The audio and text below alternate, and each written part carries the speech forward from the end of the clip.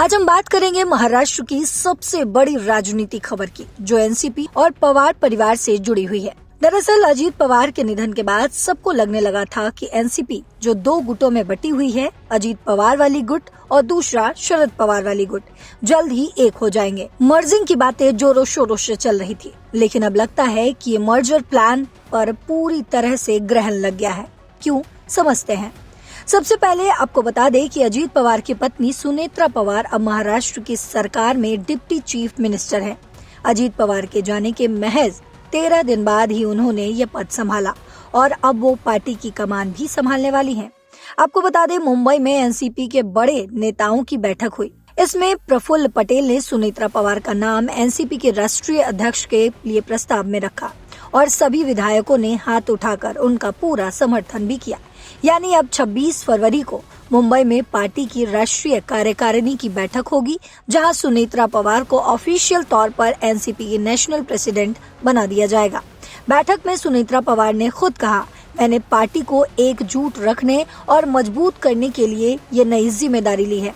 उन्होंने अजीत पवार के साथ अपने सियासी सफर की बातें भी बताई और कहा कि अब अजीत पवार की विरासत को आगे बढ़ाना उनका मकसद है। वहीं आपको बताते चले कि प्रफुल्ल पटेल, सुनील तटकरे और छगन भुजबल जैसे बड़े नेता भी बैठक में थे। सबने अजीत पवार को याद किया और कहा कि पार्टी को मजबूत करना अब सबसे ज्यादा जरूरी है।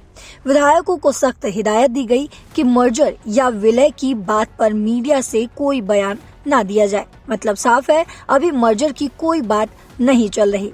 लेकिन सवाल ये है कि मर्जर प्लान क्यों फेल हो गया। तो आपको बता दें कि अजीत पवार के निधन से पहले दोनों तरफ से बातें चल रही थी। कुछ रिपोर्ट्स में ये भी कहा गया था कि फरवरी में मर्जर का ऐलान होना था। शरद पवार गुट के कुछ नेताओं ने भी कहा कि अजीत पवार खुद मर्जर चाहते थे, लेकिन अब अजीत पवार गुट के नेता कह रहे हैं कि कोई जल्दबाजी नहीं करनी है। छगन भुजबल ने तो साफ कह दिया, सुनेत्रा पवार डिप्टी सीएम है और जल्द प्रेसिडेंट भी बनेंगी, वो ही फैसला लेंगी। वहीं दूसरी तरफ शरद पवार गुट ने भी कहा कि मर्जर की बात अब बंद हो गई है, क्योंकि अब बात करने वाला कोई नहीं बचा। तो कुल मिलाकर अगर देखा जाए तो एनसीपी में राजनीतिक वंशवाद का सिलसिला अभी भी जारी है। सुनेत्रा पवार अब सरकार और पार्टी दोनों की कमान संभाल रही हैं। अजीत पवार की विरासत को आगे बढ़ाने की पूरी तैयारी है, लेकिन दोनों गुटों का एक होना फिलहाल मुश्किल लग रहा है। पार्टी के अंदर एकजुटता पर फोकस है, मर्जर पर नहीं। तो आपको बता दें कि महाराष्ट्र की सियासत में अभी बहुत कुछ होने वाला है। 26 फरवरी की बैठक के बाद क्या होगा वो देखना होगा। लेकिन इस खबर पर आपकी जो भी राय हो बताते जाइएगा। आपको क्या लगता है, क्या सुनेत्रा पवार पार्टी को नई ऊंचाई दे पाएंगी या मर्जर की कोई उम्मीद अभी बाकी है? आपको जो भी लगता हो कमेंट बॉक्स में जरूर बताते जाइएगा। तमाम अपडेट्स के साथ एक बार फिर से आपके सामने हाजिर होंगे। तब तक देखते रहिए देश और दुनिया की तमाम खबरों के लिए दैनिक जागरण। नमस्कार।